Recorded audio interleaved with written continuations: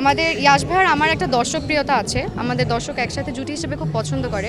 বড় পর্দা নিয়ে এখন পর্যন্ত আসলে ওইভাবে পরিকল্পনা নেই। যদি ভালো গল্প পাই তাহলে অবশ্যই করবো ইনশাল্লাহ। আমার কাছে মনে হয় যে অ্যাওয়ার্ড কাইন্ড অফ একটা রিওয়ার্ডের মতন। আমরা এত পরিশ্রম করে একটা কাজ করি, এটা আমাদের একটা মোটিভেশন হিসেবে কাজ করে যে যাতে আমরা সামনের দিনগুলোতে আরও ভালো কাজ করতে পারি। So it's sort of like motivation, so যাতে সামনের দিনগুলোতে আমরা আরও ভালো ভালো কাজ করতে পারি। মেরিল বাদে হ্যাঁ, আমি বাইফার একটা অ্যাওয়ার্ড পেয়েছিলাম পপুলার ক্যাটাগরির জন্য অ্যাক্ট্রেস, আর এটা হচ্ছে আমার দিস ইজ সেকেন্ড টাইম, আমার দীপ্তর প্রথম অ্যাওয়ার্ড এটা। যেটা আমি বললাম আর কি, পুরস্কার পাওয়াটা আসলে আমাদের জন্য একটা মোটিভেশন হিসেবে কাজ করে, যাতে সামনের দিনে আমরা আরও পরিশ্রম করি, আরও হার্ডওয়ার্ক করি।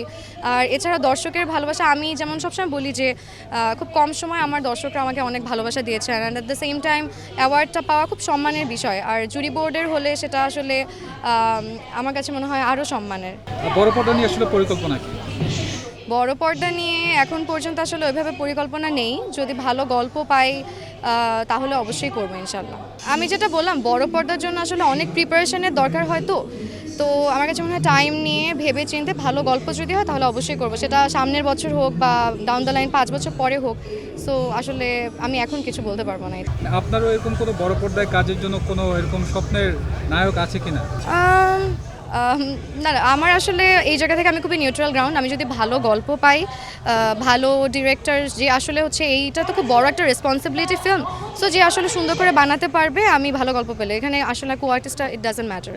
নিজের সাথে মানে কোন পেয়ারটা বেশি ভালো লাগে, জোবান ভাইয়ের সাথে নাকি ইয়াশ ভাইয়ের সাথে?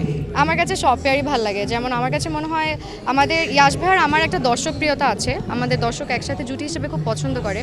বাট জোবান ভাইয়ের সাথেও আমার খুব ভালো ভালো কাজ আছে। সো আমার অ্যাজ অ্যান আর্টিস্ট আমি আসলে খুবই নিউট্রাল। আমার দুইজনের সাথে কাজ করতে আমি এটা কম বেশি ভালো লাগে এটা আমি বলবো না।